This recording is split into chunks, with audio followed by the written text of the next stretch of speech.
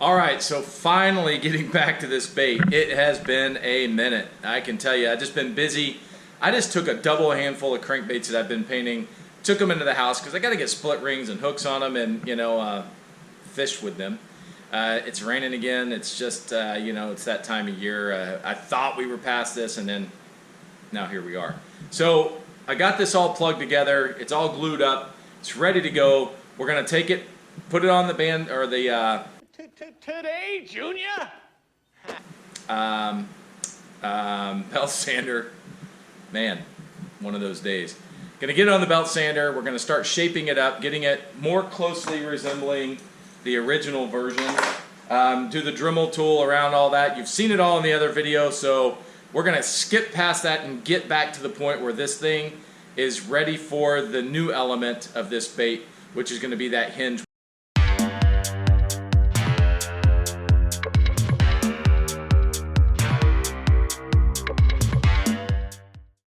All right, I've been on the belt sander and all in the Dremel, getting this shaped closer. It's getting there. This has got a little bit too much meat on it still. But when you look at it in comparison to the two, this one's a little beefier still, but we haven't done all the rounding and final sanding stuff yet. It's still really rough. You can see it's, in comparison to the two, this one kind of sits a little wobbly because we cut that top end up a little bit. To lighten some of the meat of the wood, and this one so far is pretty flat, but we haven't done final here. Discovered a problem though. You can probably see it, there's a gap there. So what I'm going to do is the old baking soda, that super glue, the baking soda and super glue thing, and fill in this little area here just to make it solid. So we're going to do that. You guys have seen this before. As soon as we come back, this thing will be closer to a finished sanding product, and we'll be ready to start some assembly stuff. Again, you can see there's some edges still here that need to be worked out, some different depths of the wood. Consistency, we got to get this thing just right. And then once it's ready, then we'll start, cutting our channel like we've done before. We got to do the eyes, we got to do the hinges, we got to do all that. But before we do all that, we're going to cut this bait. And then we're going to insert a dowel with a pin so that this thing will wobble a little bit, and when it falls it'll actually stand up a little more. So we're going to leave a little bit more meat back here so we can get more weight in this tail section, because I'm thinking that's going to be the hinge point, like back here. So alright, let's get this thing ready to go. Since I made the first one, I ordered a bunch of new swim bait heads because I was running low. These are those Dirty Jigs Tactical Bass and Finesse ones, and then these bigger ones like this one. These are the Matt Allen Tactical Bass swim bait heads, but I'm not going to use those. I bought some regular swim bait hooks. These are super line hooks, a little bit smaller. It's a 4/0, so this will actually lay in here a little bit better. Let me pull one out here. I will have to remove the little spring lock, which is fine because I use those for other stuff. There we go. So these are Gamakatsu hooks, but you can see that's going to lay like right about there, which is perfectly in line with how we're going to have this thing swinging, because the swing will be right at the back end of where the hook is.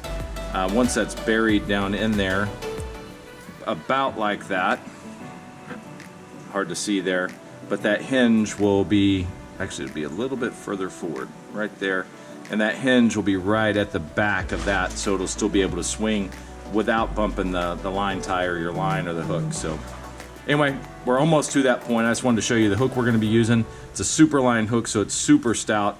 This is going to be really an improvement over the first one where I used just that old swim bait hook. So anyway, let's continue on.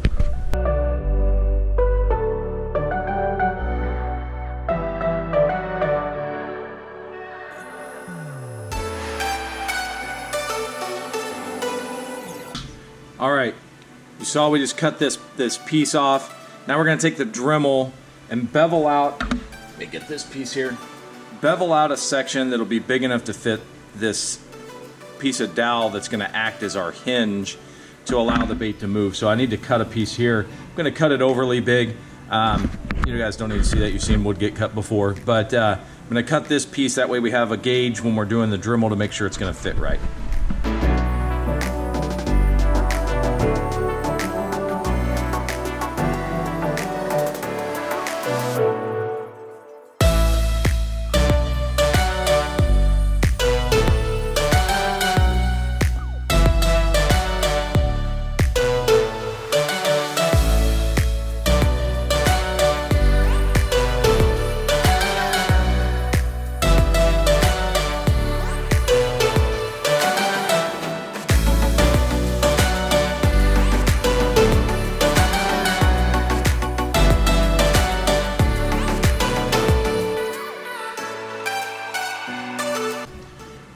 right, so I've never really done a hinged bait like this, but you can see this is fitting in there pretty well.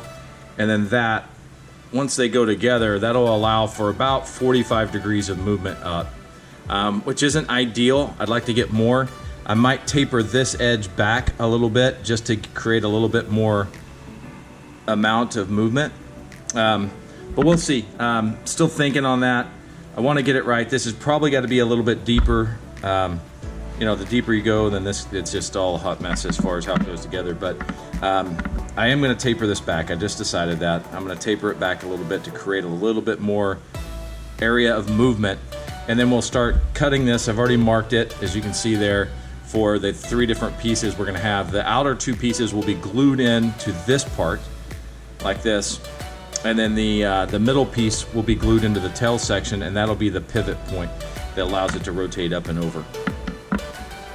All right, I got everything just about ready to start gluing. Got the old super glue. I'm about out. I got another bottle over here if I have to get to that. But all I'm going to do is I'm going to get this base kind of filled in here of the head portion. I'm going to fit this. There we go. Fit that back section. Just like I should do it probably where you can see it. Like that. Just kind of get it in there and get it set. Gonna do the same thing for this one. I did not get a lot of super glue on this end. There we go. I sanded all these down. That doesn't always mean I got adequate room in there. Got to make sure this guy fits still.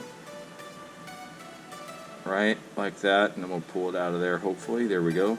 So I'm just going to let this sit now with this super glue on there, just so it gets hard. That'll take a little bit. It's a chillier day in the garage, so that might take a little bit of time. But while it's doing that, we'll go ahead and try to not get this one super glued to the table, but get it glued right in the middle, because that's going to be the pivot point. So again, super gluing everything to everything. I know other people have done this with wood glue.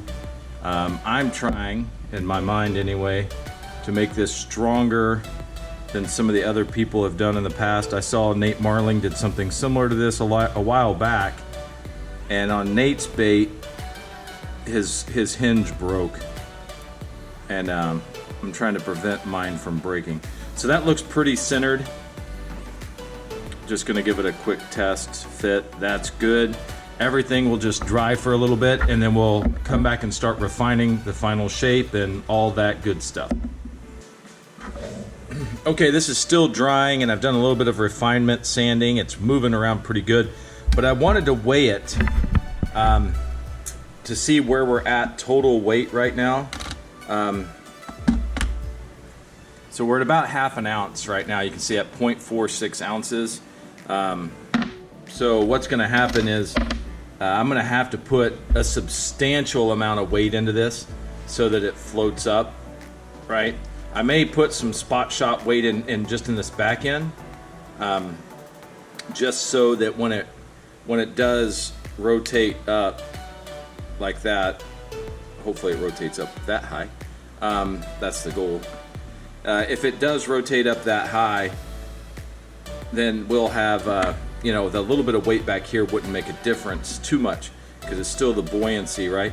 But this is going to be a little tough to get this in here. I'm going to have to drill out at an angle and some other stuff. As soon as this glue is good and dry, then we're going to go ahead and get the lead pot fired up. I'm going to drill these holes through the sides. You can see I've already marked them. Got my punch and the drill and everything ready to go, just waiting on that glue. And then from that point, we'll be able to get everything lined up and kind of pre-assembled, air quotes here, pre-assembled so that we have enough, you know, a way to take it apart and everything, so when we go to paint it. All right, it's been a little bit. We're going to go ahead and hold this kind of secure and punch these drill marks on both sides here. I'm going to do these. I'm not going to just push a straight drill shot through. That kind of scares me.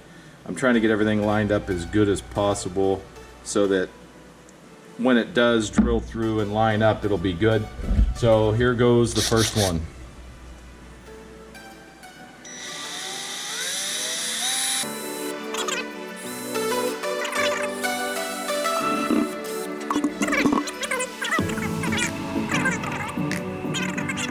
through this side.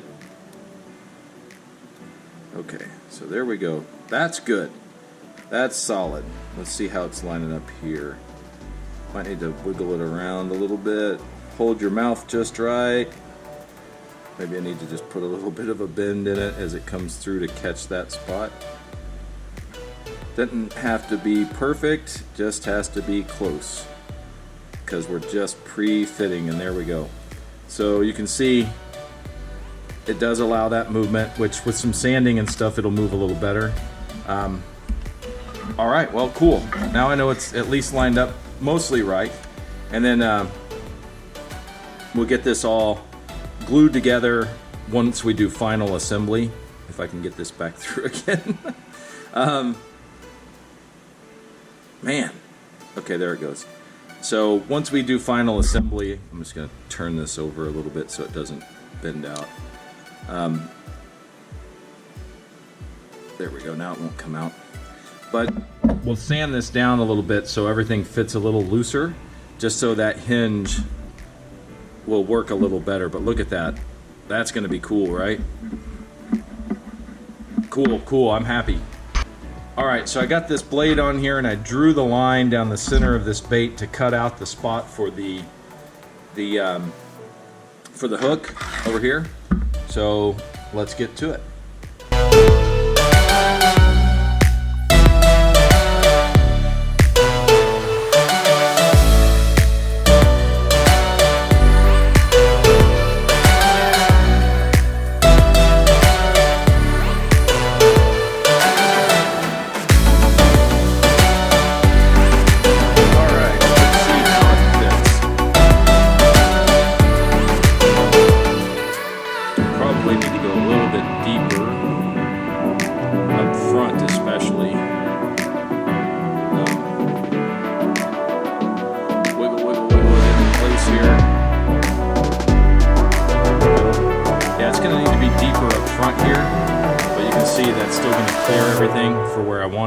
So we're going to touch this up, clean it up here, and then we'll be ready for the next portion. All right, there it is, fitted pretty darn well. I like it. The depth is good. That gives a lot of room for that bait to get in there and penetrate the mouth. So next thing we're going to do is I'm going to take this back off. We're going to use some of this gel super glue. Let me blow this out real quick.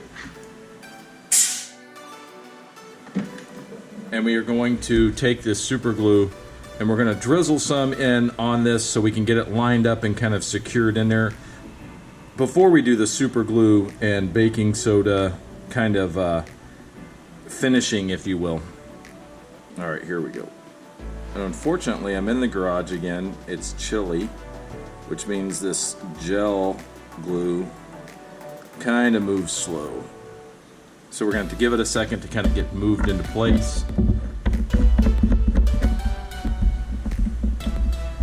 Looks pretty good. Looks like it's settled down towards the bottom. Of course, it'll get covered in this stuff as we move it down. And that's just about perfect.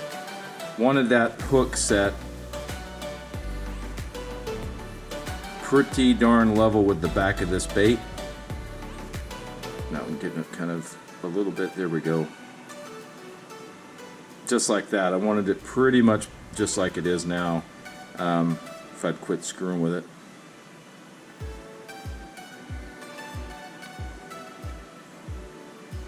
Perfect. Now we're going to come in and we're going to coat this.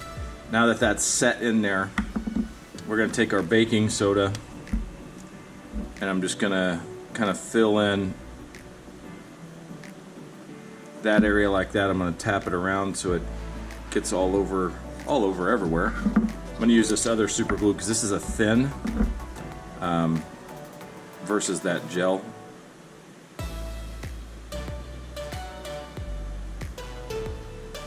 And I'm really going to get it in there so it soaks in nice and straight. We're going to give that a few minutes to set up.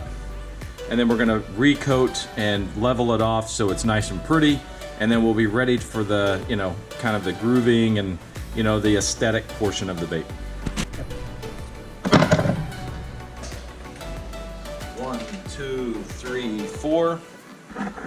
All right, here is the tail with the lead poured into it.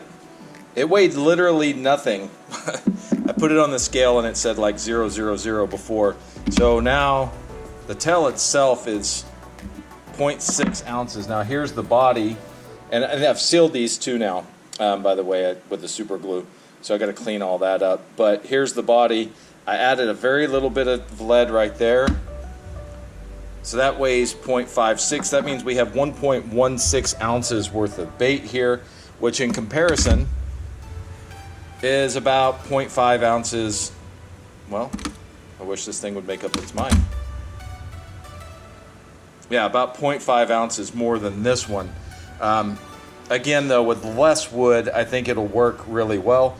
We've got to clean up all of this stuff, and then we're going to do a water test to make sure we've got enough. We could always add a little bit more right on the edge of this if we had to, but I hope we don't have to. All right, this isn't going to be the best water test because it's in a sink, but here it is. I'm going to drop it straight down. Ouch, sharp hook. Perfect, you see it? Standing straight up, see the hinge there? Oh man, this thing is rock and roll. That top part moves back up and then it's moving back and forth like that. That's really, really cool. Perfect. All right, we still got to do the pinchers, but we're really close. There's a lot of crawl patterns you can paint out there that probably work. Probably. I really dig the red, orange, brown, those combinations because that's what works here. You know, if you're going to build something like this, look into what your local crawbaits or crawfish look like, you know, during the majority of the fishing season, right? There's some really cool patterns out there that crawdads tend to look like in some of the southern states in the winter when they're kind of hibernating or when they're just coming out of hibernation. But let's be realistic, we're not fishing as much then. So think about it for when the time is you're fishing and paint the pattern for that. I've painted some blue and some green craws just for fun, but for the most part, if I'm going to paint a craw pattern, it's going to be orange, red, browns, those natural colors because that's what catches fish for me.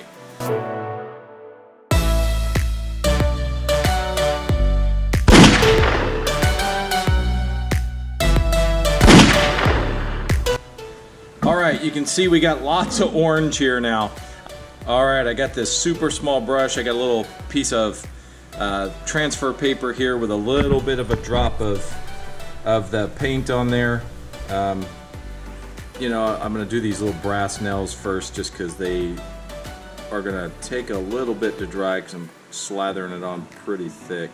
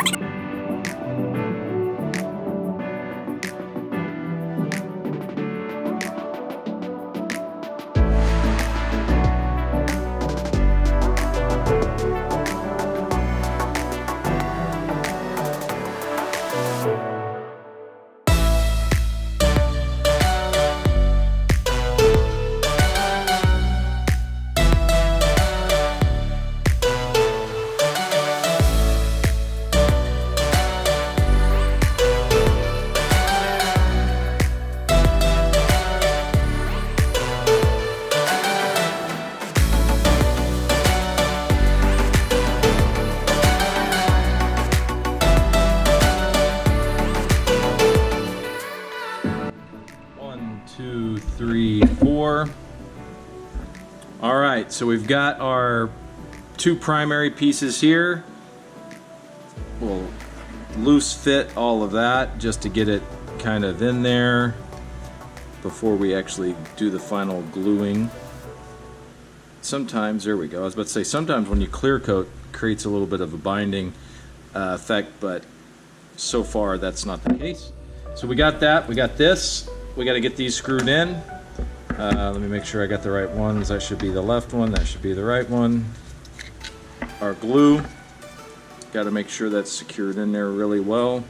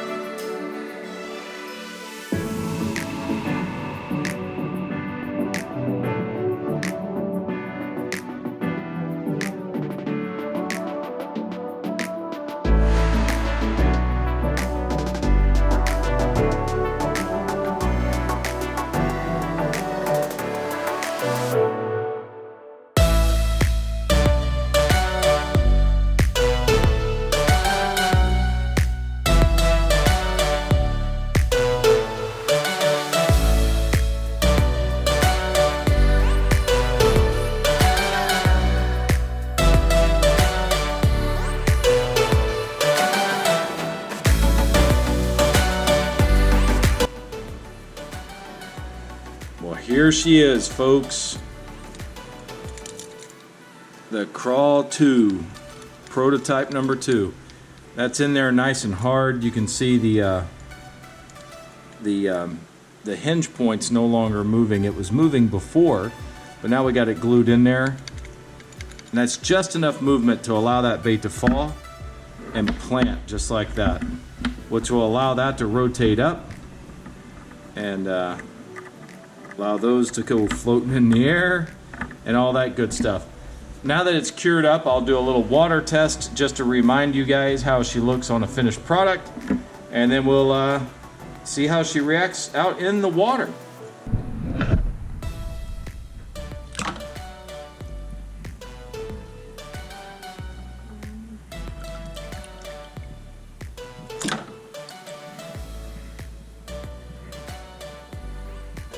All right, she works really well. I just dig it.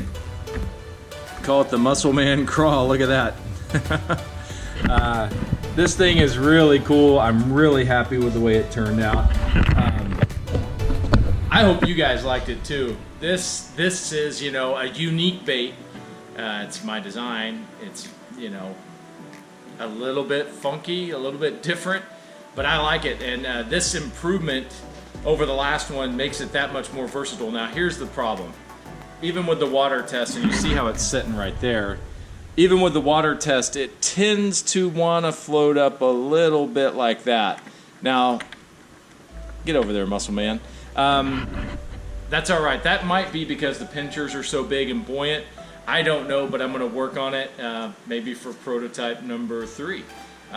Anyway, thanks for watching. I hope you enjoy this. This is a pretty cool bait. I can't wait to catch a fish on it. It will be tied on my jig rod all day next trip because it's money. It's going to work. I know it is. So, all right, guys. Thanks for watching. Hit that like and subscribe button. If you enjoyed this, share it with a friend. It's something different. So, appreciate the watch once again, and we'll see you next time.